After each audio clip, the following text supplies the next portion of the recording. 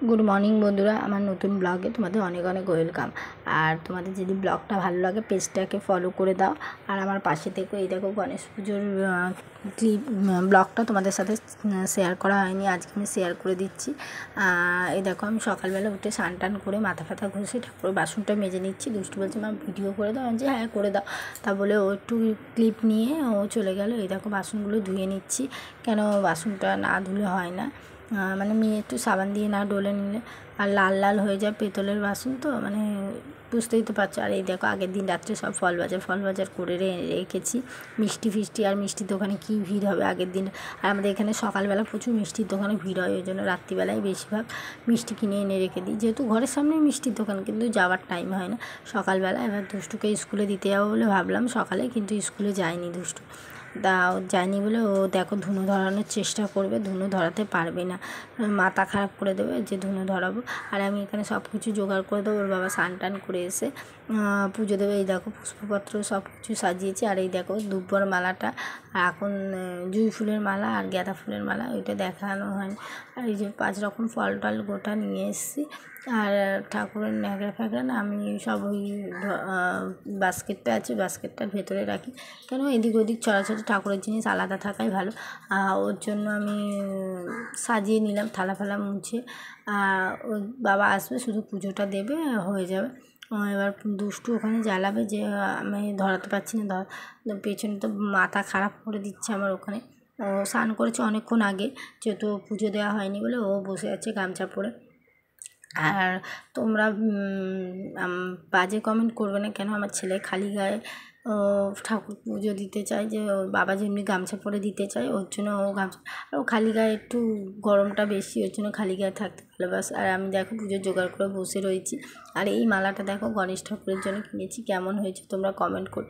গোলাপ ফুলের ফলস যে মালাগুলো খুব ভালো লাগছে, আমি তো পরাতেই পারছি না। ওর বাবা লাস্টে করবে, ওর বাবা পরিয়ে দেবে। আর গণেশ ঠাকুরকে স্নানও করিয়েছি, দুষ্টু নিয়ে দেখছিলেই তো নিয়ে কোলে নিয়ে বসেছিল ওর বাবা নামিয়ে। আর পেছনের মুকুটটাও না খোলা পড়া আছে গণেশ ঠাকুরের, ওর জন্য ওর বাবা তুলে ঠাকুরটাকে ঠিক করে তারপর মালাটা আর দুব্বর মালাটা পরাবে। দেখো কি ভালো লাগবে ঠাকুরটাকে, মানে একে মিষ্টি গণেশটা দেখতে, তার মধ্যে ভালোই লাগছে। তা বলে আমার ওইদিকে ছোট্ট গণেশ জ্বালাচ্ছে, আমার গণেশ ঠাকুরটা বলতে গেলে ওটাও একটা গণেশ ঠাকুর, ওটা জ্বালাচ্ছে। দেখো ধুনো তো ধরাতেই পারিনি, লাস্টে গিয়ে আমাকেই ধরাতে হলো। আর ধুনো আমিও ঠিক মতন ধরাতে পারি না, শাশুড়ি ধরে, যেহেতু দেখেছো পুজো বাচ্চা শাশুড়ি সব কিছু জোগাড় করে, আমিও করতে পারি না, তারা আমিও করি। যেহেতু গৃহপ্রবেশে আমার শাশুড়ি ফাশুড়ি সবাই ছিল, ওরা করেছে। আর এটা ঘরের ঠাকুর, মানে ঘরেই ছোটো করে দিচ্ছি। দেখো ওর বাবা সব পুজো দিয়ে দিচ্ছে, কেন বেরিয়ে ওর বাবার অফিস আছে, তাড়াতাড়ি যাবে, ওর জন্য পুজোটা তাড়াতাড়ি দিয়ে দিচ্ছে। দেওয়া হয়ে গেলে এবার ওর বাবা চলে যাবে, আমরা দুজনে থাকবো। যেহেতু এই বাড়িতে পুজো দেওয়া হয়ে গেলে প্রসাদটা তুলে একেবারে যাব, কেন এই বাড়িতে তোমার ঠিকই ঘোরাফেরা করে, ওর জন্য আরও অসুবিধা। কেন যেহেতু আলগা প্রসাদটা রেখে যাবো, তার জন্য কিছুক্ষণ 1-1.5 ঘন্টা বসে তারপর আমরা গেছি। গিয়ে তারপরে করেছি।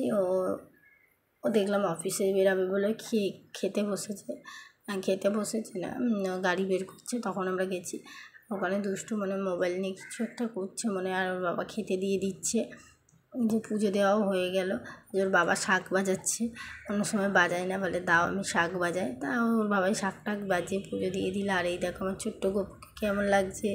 আর এই দেখো আমি পুজো হয়ে গেছে, আমি বলছি যে পুজো হয়ে গেছে, আর ওইটা কাছে নিয়ে খেলছি। আর এই দেখো পুজো দেওয়া হয়ে গেছে, আমরা অনেকক্ষণ বসে রয়েছি, তারপর প্রসাদটা তুলে নিচ্ছি, কেন যেহেতু হালকা থাকবে বলে প্রসাদ তোলা হয়ে যাবে। এবার দুষ্টু বলবে মা আমি ওর তো সন্দেশ ফেভারিট, লাড্ডু ফাড্ডু খায় না, ওর জন্য বলবে মা আমি সন্দেশ খাবো প্রসাদটা পুজো দিয়ে। ঠিক আছে তুমি প্রসাদটা তুলে নাও, তারপর প্রসাদ খাবে। তারপরে আমরা বেরিয়ে যাব দুষ্টু আর আমি, যেহেতু ওর বাবা চলে গেছে আগে ওর জন্য আমরা বেরিয়ে যাব। আর দেখো বাইরে আমি কথা বলতে বলতে থেমে গেছি, বাইরে বৃষ্টি পড়ছে বলে। আর এই যে ওই বাড়িতে যাচ্ছি আমরা, এসে দেখি ওর পাপা বাইক মুছছে, ওর পাপাকে এসে প্রসাদ দিলাম একটু, ওর পাপা বলে খাবো না ভাত খেয়ে। এবার ঘরে ঢুকে গিয়ে রোদ্দুরে ছেলে আর আমি একটু ভিডিও করে নিলাম, ওকে খাইয়ে দিলাম, খাইয়ে দিয়ে ঘুম পাড়িয়ে দিলাম, বিকেলবেলা উঠে বাপের বাড়ি গেলাম গণেশ ঠাকুর দেখতে। দেখো আর পুচকে আমরা 3 বোন আর 2 ছেলেকে নিয়ে যাচ্ছি বাড়ির সামনে ঠাকুর দেখতে। দেখো ঠাকুর দেখতে গিয়েও ছবি ভিডিও তুললাম। আর ও একটা কাকুর কোলে যাবে, দেখো কান্নাকাটি জুড়িয়ে দেবে, মানে কাঁদবে না, শুধু করে নেমে যাবে, খুব চালাক বলতে গেলে। এই যে এবার আমরা আরেকটা ঠাকুর দেখতে যাবো, ঘুরে এসে ফুচকা খেয়ে নেবো। এই যে ফুচকা খেয়ে তারপর আমরা আবার আরেক জায়গায় ঠাকুর দেখতে যাবো। আর খুব মজাও করেছি 3 জন মানে 5 জনে মিলে আমরা। আর ব্লগটা যদি ভালো লাগে পরের ভিডিও দেখতে থেকো আর আমাদের পাশে থেকো। টাটা বন্ধুরা।